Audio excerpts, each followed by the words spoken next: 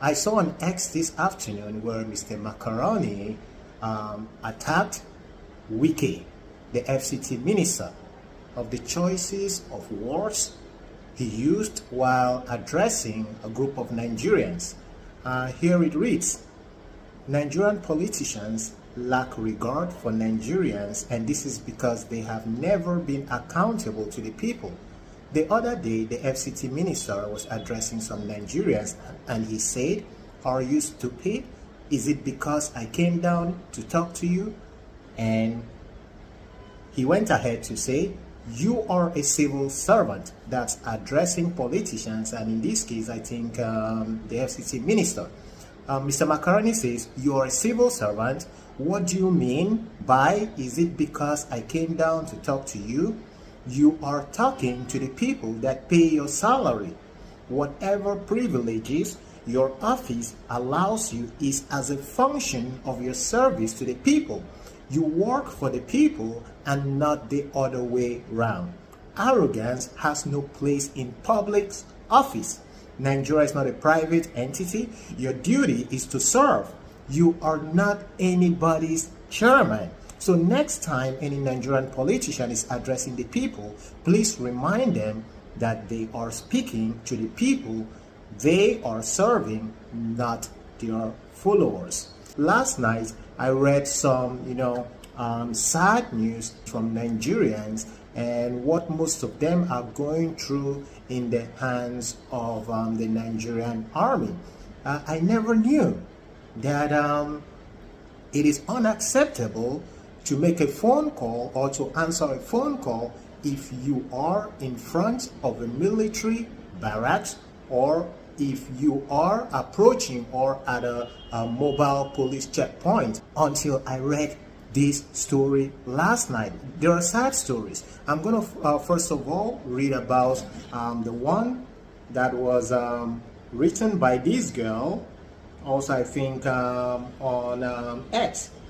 She says, "Female soldiers are not from the planet. I don't cry.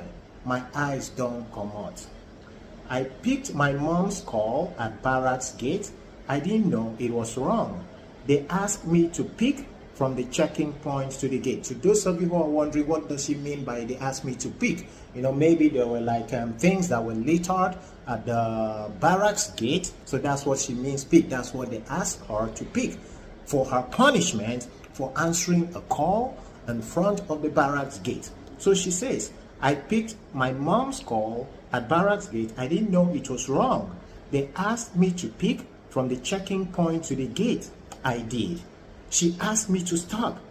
I disposed the stuff I picked only for her to tell me to pick another part because I showed emotions. She told me to go back and pick another side. I did. When I was done, she ordered me to leave. I bowed and walked away. She called me back and said I couldn't say thank you. I said thank you, but she really wanted to deal with me. She told me to pick another again." So when I read this story last night, I was like, wow. So is it actually illegal? Is it a crime? And when I went to the comment section, I saw a lot of comments, people giving their own version of the story, what the army did to them when they answered by mistake or knowingly a phone call or even texting in front or anywhere around army quarters or army barracks or where the military is. And I decided to make a research to know if it's actually a crime or if it's illegal for calls to be answered in front of the army barracks or military barracks. And I got an answer that I think it makes sense. So the person who replied or who wrote this answer said, "It is not a crime, but they say it is a security loophole. They are security personnel, and for security reasons, they say no. And for security reasons, you can be justifiably denied some of your fundamental human rights."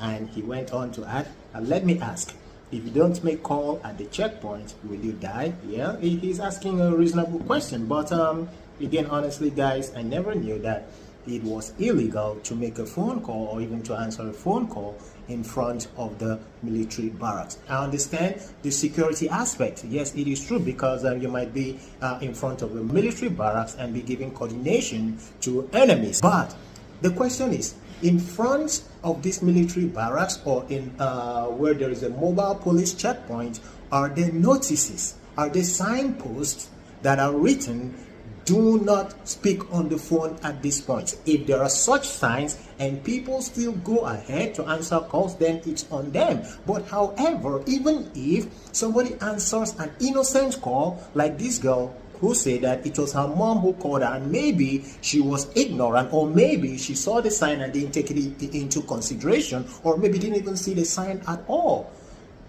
Are some punishments punishable? Is it okay to punish people to this extent? If you think what happened to that girl, she deserved it, all right, let's look at this one. So on that Nairaland forum, somebody wrote his own story. Said, one boy was in Keke and they were held by holdup. On finding out that it was an army checkpoint, he said, what do those soldiers even know that they are checking? A passenger sitting next to him slapped him and he grabbed the man and they scuffled. The man made a sign to the soldiers and they came and grabbed the boy. The man, who is also a soldier, told us at the checkpoint that the boy said they don't know what they are doing, meaning the boy insulted them. They beat the boy and kept him on the floor until they left for their barracks, where they gave him machetes to cut grass. The one watching over him told him not to rest. Whenever the boy got tired and stood up from cutting the grass, they threatened to shoot him. This went on until an officer came around and asked what the boy did. The soldier said he said they don't know what they're doing. The boy said he didn't say that. The officer asked him to go. The boy started crying and asked the officer to escort him out. The officer said he should go. The boy said they'll shoot him, that the officer should escort him, that he is an only son. The officer told him to go, that no one would shoot him. Finally, he got courageous and started going, but kept looking back with each step. He finally got away and was treated. When his sisters heard what happened to him, they came to visit him at the hospital and at home. This boy would look out the window to be sure no other soldier was listening before narrating his ordeal. And I believe the guy up till today might still be scared of soldiers. So the question is, to what extent do we as military people, not we, I mean do army officers or military people, to what extent can you punish civilians for breaking your laws and breaking your rules? This is inhumane. It is not good.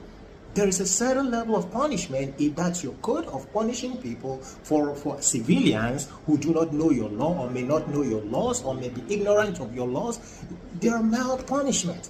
I'm here in Israel. I can't see what a civilian might do to an IDF that the IDF will punish a civilian. In fact, that IDF is the police that would arrest him.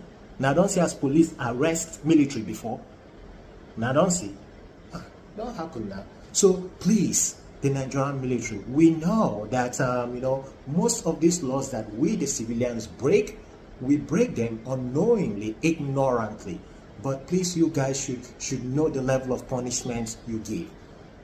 Last week, a teacher punished a student to the point of death. Who knows? Maybe that teacher was a retired military or even was a military person. Who knows? So please, while punishing people, which I'm not saying is justifiable, all right, but if you must do, because I know in Africa, we take laws into our hands, we do everything as long as we have that badge or wearing that uniform, we can do and undo. That we know. Just like Mr. Macaroni talk to Wike or advise Wike or advise all politicians that for the fact that you're in this power doesn't mean that we're your followers. You guys are meant to serve us. You, the military, you're meant to serve us. The police, you're meant to serve. In fact, every public office was meant for a service. Even the law offices and uniform offices, they're meant to serve us. If while you're serving us, at a certain point in time, we make mistakes, there's how you can go about it.